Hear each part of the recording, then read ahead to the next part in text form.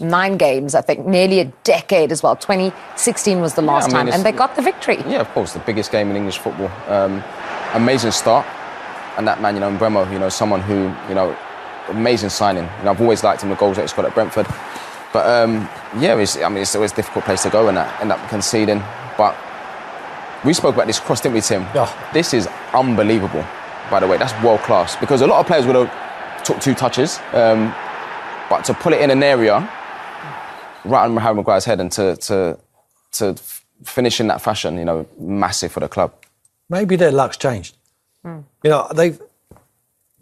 Let's face it, Liverpool had enough chances to win that football match. They've had to chase the goalpost because it got hit so many times. But Man United got a result, and that's all that matters. The result really matters. And I hope it's a springboard for them to really move on, but they have to back it up and they have to beat Brighton. Yeah, back-to-back wins for the first time this season. You're talking about a springboard. Just take us into the psychology of a Premier League team that's struggling and then suddenly gets 2 wins in a row. It's Manchester United. It's one of the biggest clubs. You have to win back-to-back games, and for them not to do it for such a long period. But now they've got an opportunity to build on that as well. So the confidence what they've had from the week, forget the performance was decent enough. I think the manager's done a good job with Lamens, the goalkeeper. I think he's not asking him to play out in silly areas around his penalty area. He's saying go long, let's go over the top. He's a good kicker off both feet, long. Get the ball up into the opposition's half, win the second balls, because they played without Šeško, so they didn't have a centre-back. Against Sunderland, they still played long and they played into Šeško. Be interesting to see which team he picks, but they've got good players in offensive areas. Mason Mount looks like he's playing within a rhythm now. Cunha, I really like in Mbeumo. So their strength is forward players. Their weakness is still the defence and the midfield legs. We talked about it. Bruno's obviously a fantastic player, but he's, like Jay says, with that pass, not many players can do that. You need him in the opposition's penalty area. That's where you need it, in and around there. Casemiro's still in the side, but lacks a little bit of mobility, but plenty of know-how. So hopefully they can build on it and we can start talking again on a positive frame about Manchester United. Well, since you mentioned the defence and Harry Maguire was the match winner at Anfield, Ruben Amorim was asked about Maguire's future with the defender's current contract nearing its end. His contract's up next summer.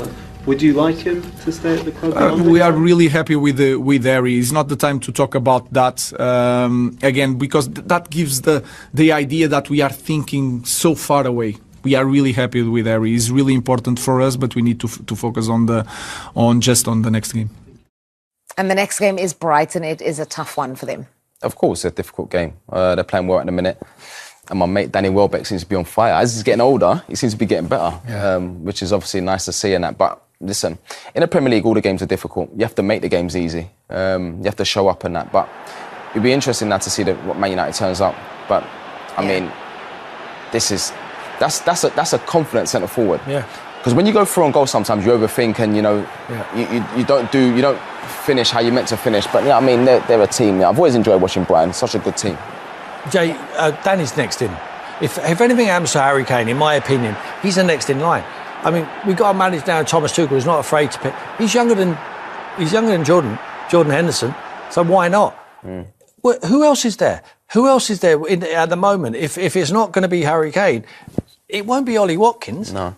Danny Welbeck's ahead of him. They're different types of players. And it won't be Rashford who wants to play on the left-hand side. I think Danny Welbeck is forcing his way. And I wouldn't be surprised if he keeps himself fit and the form what he's in, the next international break, which is a couple of weeks away, he gets a call-up. And he's played in major tournaments.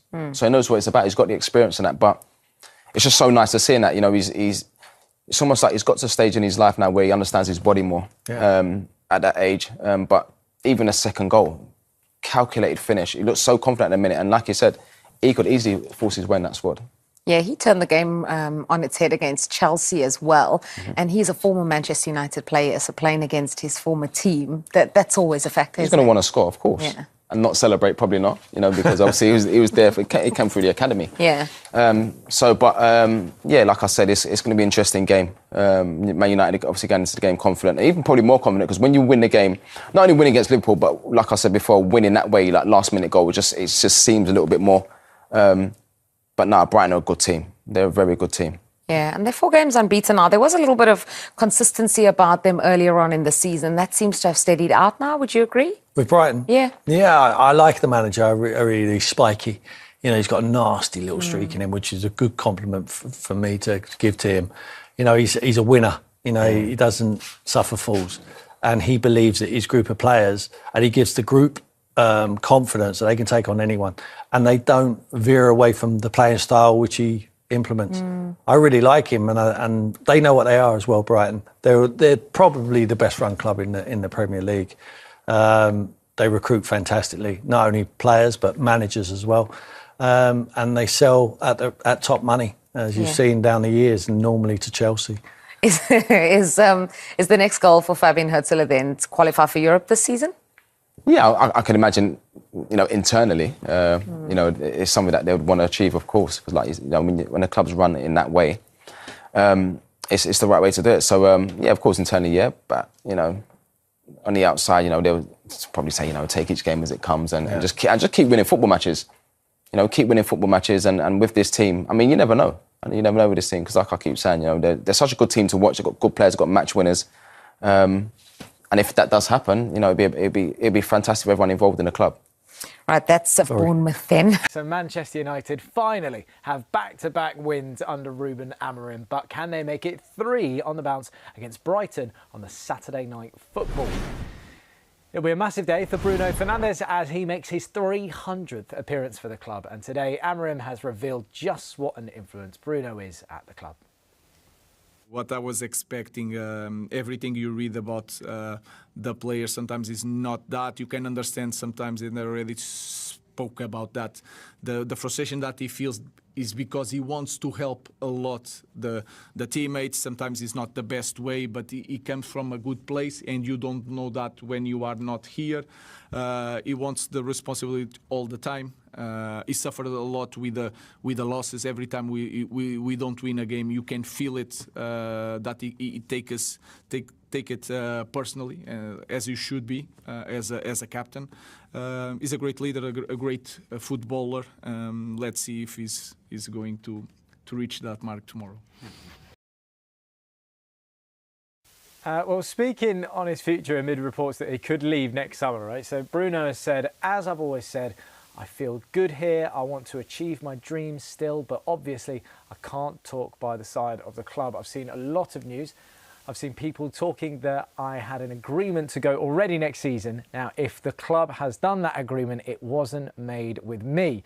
He goes on to say, my agent knows how I work, so if he wants to talk to me, it will be after the World Cup, because until then, I won't speak to anyone. I like that. Yeah. Not speaking to anyone until the World Cup. I like that he's putting a message out there to speak to his own agent. I've never seen that one before. But look, Ash, you know, when it comes to Bruno, should United try and keep Bruno Fernandes at their club at all costs?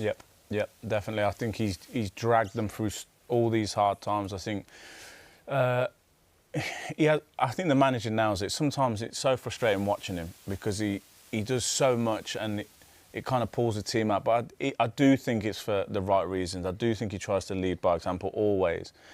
He always wants the ball, maybe too much at times where he can be a bit ill-disciplined within the shape that Amorim wants. But why would you let someone like that go? I don't think he's a top quality midfield player, one of the best in the league. They would be silly, I think, in the position they're in, to let Bruno Fernandes go. I don't think he wants to go necessarily. He's kind of stuck by Manchester United. He always comes out, he always fronts it up, even through the tough times. And it would be a big blow for the club if he went. But as you said there, do you not think if he is causing that little bit of disruption within the formation, within the tactics, who's at fault for that then? Is it the manager or is it him? Well, it's probably a little bit of both, but I think it's his eagerness to affect the game, and he breaks position too early possibly, so he can't play in one of the two deeper roles, and he doesn't quite fit the 10s because he wants to drop back and get the ball. So that's a problem, but that's for the coach, I think. So that's... If you've got a player that can't perform, it doesn't have the ability to perform in that. I think he does. He's got to be a little bit more disciplined. So it's for the coach to explain to him and show, look, you've left your position too early there, which causes a problem for everybody else, or whatever it might be. Just show him, and I'm sure he'll get the gist of it. But that's what I see with Bruno Fernandes in that Manchester United team. He's so eager to to get a goal or to press, or sometimes it's a foul that he gives away and it's frustration, and everybody's like, why has he done that? He's the captain. Well, he feels it he's feeling the pressure and he's trying to affect the game. Yeah, I mean, anyway, Julian, I know you love your fantasy football. Yeah. He is the most frustrating player ever, because you always want to put him in and it just doesn't quite come off. I mean, do you think he's still such a key part to this United team? Yeah, I think he is, and to go back to his positioning and where he's being used, I think this is not his best position. He should be better. He would be better as one of the 2 10s behind whoever the striker. But they have nobody as good passer as him. That's why he has to play deeper next to Casemiro or Ugarte or whoever. That double pivot is so important in a Ruben Amorim system and formation that you need him there, but you also would need him as a 10 closer to the opposition box. That's where he influences the game so much. That's why he hasn't scored enough or even assisted enough so far this season. That's the conundrum that I think Amorim has. Ideally, he would use him as a 10, but right now he has to use him in that double pivot because there's just nobody else as good as him in that position.